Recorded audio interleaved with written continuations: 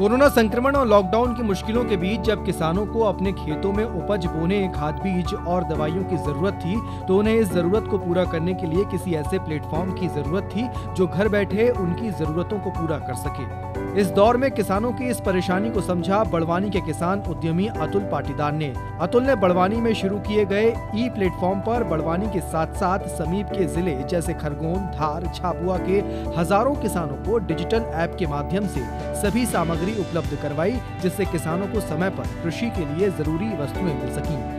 अतुल पाटीदार बताते हैं कि किस तरह किसानों को मुश्किल वक्त में सहायता मिलने से वे अपनी उपज की बुआई, खाद तथा दवा के छिड़काव जैसे कार्य कर सके। इस लक्ष्य को ध्यान में रखते हुए हमारा focus technology for non tech people, जिससे किसान हर नई टेक्नोलॉजी का उपयोग कर सकेंगे।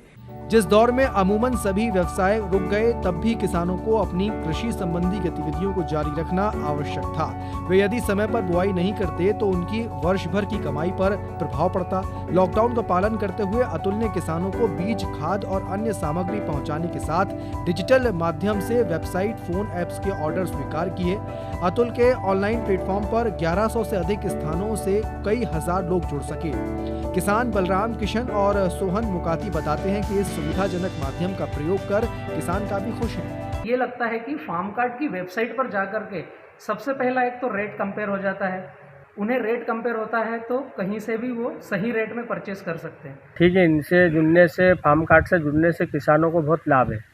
घर बैठे चीज़ें मिल जाती है, दवाएं मिल जाती है, कपास का बीज मिला लाभ।